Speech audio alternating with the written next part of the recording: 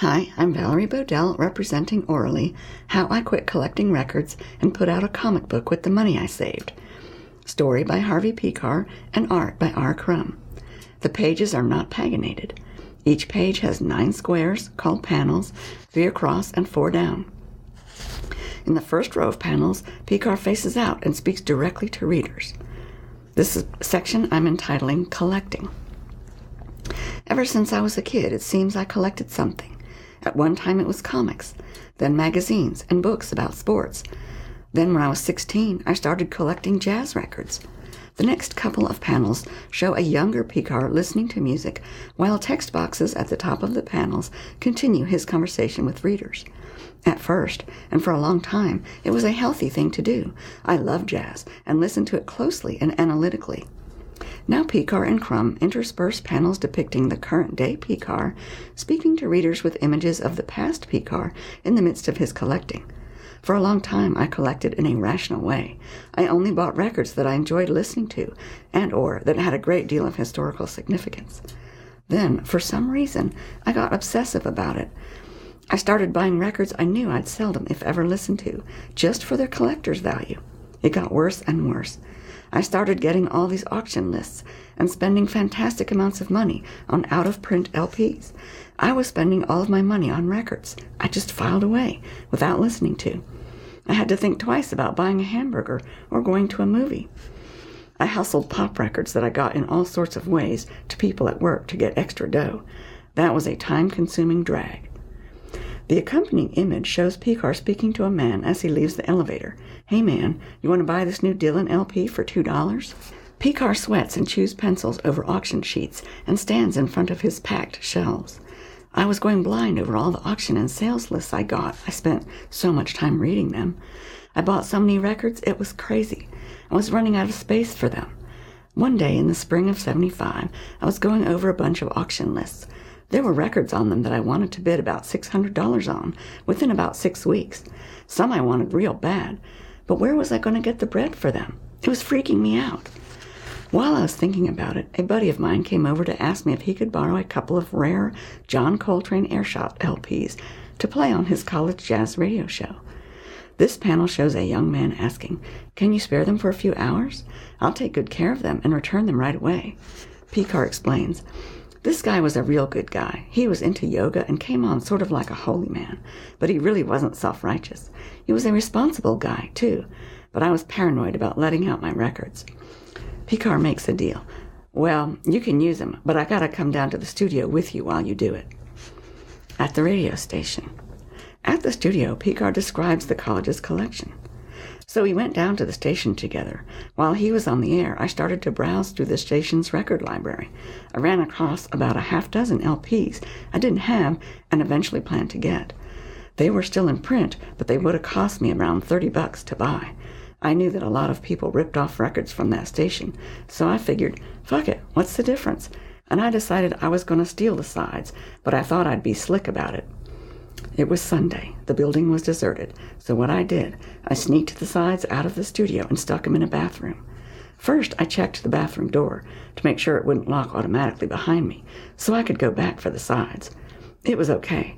Then I stuck the sides in a box of toilet paper. Then I went back to the studio to bullshit with my buddy. I figured I'd take the Coltrane records when he was through with them and split while he was still on the air. He'd see me walking out of the studio with only the Coltrane records in my hands. So if the other sides were missed, he wouldn't suspect me. I mean, the cat trusted me, and I didn't want him to know I was stealing. Like he was such a moral dude, you know? He was even against stealing from stores and institutions. So he finishes playing the Coltrane sides, gives them back to me, and I split. The DJ says, "Thanks a lot, man." And Pekar replies, "It's okay. Look, I gotta take off now." So then I make it over to the bathroom to get the sides, but the door is locked. I couldn't believe it.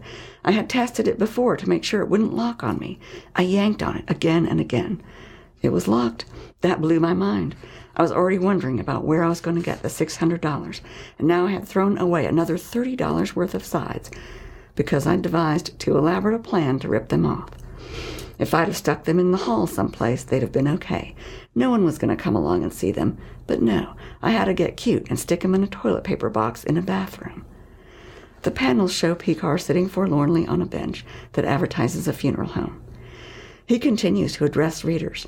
I walk back home in a daze. Picard and Crumb also represent Picard's thoughts at the time. He thinks, how could I have been so stupid? It was so easy to steal those sides. Now I gotta come up with $30 more to buy them someday. What if they find the sides in the toilet paper box? Will they suspect me? Picard tells readers, my head was all fucked up. I sat down to relax and think about my situation. He thinks at the time, this record collecting is driving me nuts. It's taking all of my time and money. No matter how many records I get, I'm never satisfied. I gotta get more. I've tried to quit, but I can't. What am I gonna do? It's like being a junkie. I tried to quit a few months ago. I got so disgusted. I went to bed thinking I had it together. But I woke up with the same collector's itch. It's so hard for anybody but another collector to understand why you can't kick the habit. Right now I feel like I want to quit collecting, but tomorrow I'll probably feel different. Picard's narration continues. But surprisingly, the next day I still felt fed up with collecting. He remembers thinking back then, wow, hey, maybe I can give it up. Present Picard speaks again directly to readers, and what happened was that for some reason I was able to give it up. It's funny how your mind sometimes works. One day you can't bring yourself to do something, the next day you can do it. Why it hadn't happened to me before, I don't know. Anyway, I'm glad it did, for a couple of major reasons. For one thing, I was free from the pressures of trying to get every jazz side ever made, and all the time and effort it took up. For another, it meant I could spend my money on something besides food, rent, and records. See, I'd been writing these underground comic book stories since 1972. People liked them a lot, but I was having trouble getting them published because the underground comics publishers were in a bad shape financially. They were printing very little. All they wanted to handle were sure sellers, stuff by Crumb and Shelton. It really bugged me that I was having such a hassle getting stuff published. So anyway, I suddenly had all this extra dough since I wasn't spending it on records, and since I was still hustling LPs at work. I live real simple and cheap, you know. I don't have a car, and I eat cheap food, like I might have 2 hot dogs and some potato chips for supper. So I started asking around, trying to figure how much it would cost to publish a comic book. So I found out I could save up enough bread in a year to publish one. So that settled it. I figured, fuck it, I'll print it, and if I lose money on it, so what? So I published American Splendor, and I'm really glad I did.